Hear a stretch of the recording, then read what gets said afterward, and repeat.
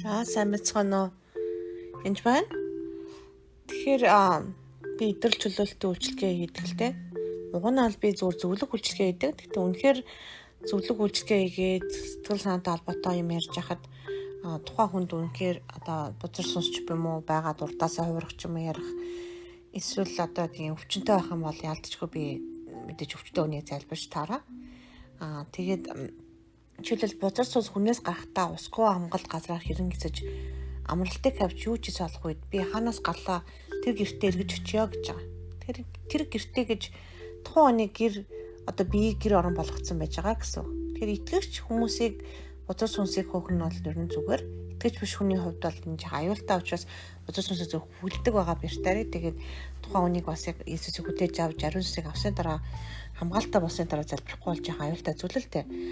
Тэгээд тухайн хүн дээр илчлэлт аваад танд диктатурын сүнс ч юм уу тэнд тийм байна гэж хэлэхээр гэр орныхын хүмүүс сонсчоод чи буруу бузар сүнстэй муухай амтан гэж хэрэлдэг ч юм уу хоорондоо маргах үедээ тэгжсэн тохиолдол хид мэднэ л дээ би. Чи Изабелийн сүнстэй ч юм уу хідэн сүнсийн тухай магадгүй онлайнаар сурж олж л дээ. Тэгээ би энийг буруутгах гэж байгаа.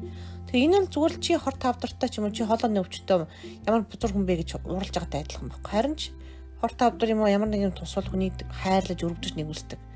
Тэгээ гэр орон чинь бохир байх юм бол гэр орон чинь харахгүй сүстэй гэртээ таны бие чинь таны гэр гэж бодъё л да. Ариун сүнсний өвгөн сүм бидтэй. Ариун сүнсний оронд ч юм уу хажууданд энэ тэндээ тал болцсон байхад гэрээ хараад ямар муухай ингэдэм юм уу эсвэл хамтдаа нийлээд гэрээ цэвэрлэе гэдэг юм уу. Тэгээ гэр орны ялангуяа эхнэр нөхөр хоёр бол тэгж маргалдаж байгаа нь голцоо дандаа ан цав гарцсан хоорондоо хагарал үүсцэн гэрүүлээ дандаа тэгж маргалддаг. Үнэхээр хайртай хүмүүс болохоор хамтдаа цэвэрлжээ яаж хань туслах уу хамт залбирая гэж хэлдэг баг. Тэгээд ер нь бидний буруутгагч байгаа нь буруутгагч нь болохоор бурхан ерөөсөө биш. Бурхан биднийг уучлал цэвэрлэж яадаг үлээ. Үнэхээр шаардлагатай бол зэмлдэг л дээ. Гэтэ бидний буруутгахгүй. Буруутгагч нь бидний ах дүүсээ минь өдөржин шөнжин буруутгасан доош харагцаа гэж хэлдэг.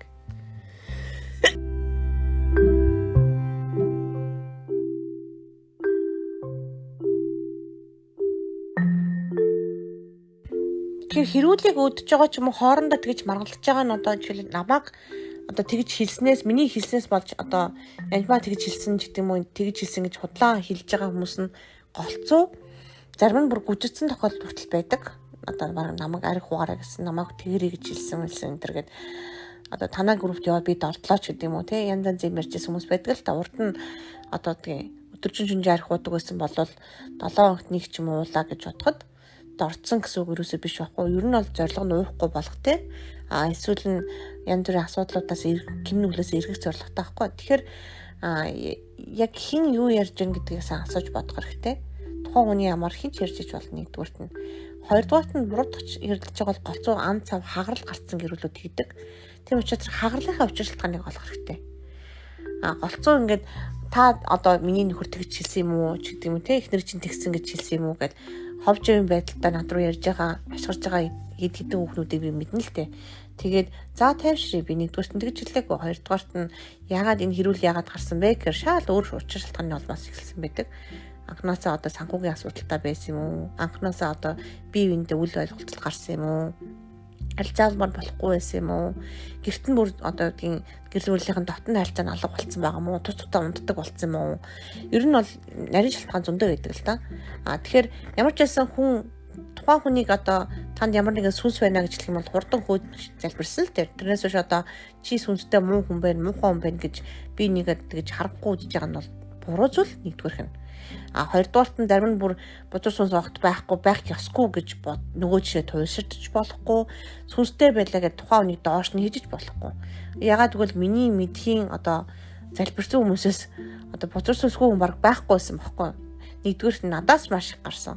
Яг ивэрвэл цоо ирүүл хүнийг гаргаад иргвэл амар ховор үдтэй орчин цагт бол ямар нэгэн өвчтөй аргаа ядгаад л гэдгийг эсвэл нэг шүдэн цорхоо ч юм уу эсвэл бие махбод нь өвчтөй биш юм сэтгэл санаандаа шарахтаа ч гэдэг юм уу тэгээ бие мах сэтгэл санаанд шархаагүй хүн гэж байхгүйтэй адилхан сүнсэнд ч гэсэн тухайн газар нутагт хэрэг байгаа ядуурлын сүнс ноёлцсон газар байгаа бол эсвэл ямар нэгэн сүнс ноёлцсон газар байгаа бол тэр сүнсний гар хөлүүд орох ч юм уу хүүхдээс удмаас нь цуглах ч юм уу тийм боломж бол байгаа ялангуяа бид нар одоо итгэрсэлээр амьдраад удаагүй байгаа хүмүүс штэ бид нар чинь тэгэхээр 3 4 үедээ итгэлийн амьдралаар амьдарсан тийм усуд бол юусээ биш.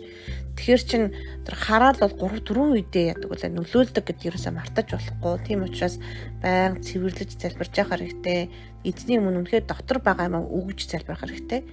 Дотор байгаа юм зөвхөн гадна талын юм биш.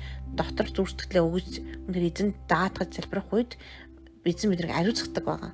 Тийм учраас яг ийм гэр бүлийн хэрүүл маргаантай хүмүүс бол эзэн рүү айл нь хоёул ойрдох хэрэгтэй. Тэгээд би энийг бурдах чаана бурхан биш гэдгийг сайн ойлгох хэрэгтэй. Бурхан бол биднийг уучлаад мартдаг байгаа. Мартахгүй санаад хэрэлдүүд хэрвүүлээд өдөөд байгаа нь яг ямар учиртай юм бэ гэдгийг сайн ойлгох хэрэгтэй. Энэ үед хэрэлдэхгүй за хоёулаа хамтдаа залбираа 50 байж гэдэг юм уу? Нэг гэрт нэг л хүн уурлаж гэдэг юм уу?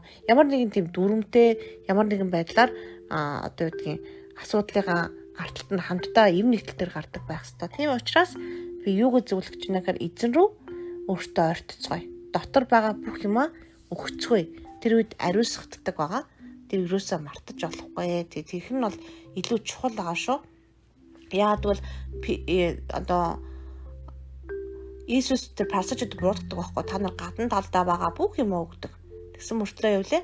Ерөөсөө дотор байгаа юм өгдөггүй. Гаднаа цэвэрлэж харин та нар дотроо хулгай дээр хааснаагаар дүүрэн байдаг. Мөнхуудаа гаднаа хийсэн тэр доторхыг мөн хийгээгүй гэж юу? Харин та нар доторхыг нь өглөг мэтэр өг. Тэгвэл бүх юм та нарын хувьд цэвэр байх болно гэж хэлсэн байгаа. Энэ Луг 11-ийн юунаас уншлаа. 39-оос 41 хүртэл уншлаа. Тэгээд үнэхээр бүх юмсыг та нарын цэвэр байх болно. Хизээвэ гэхээр доторхыг өглөг мэтэр өгөх үед. Тэр үед цэвэрсэж ариусдаг байгаа шүү.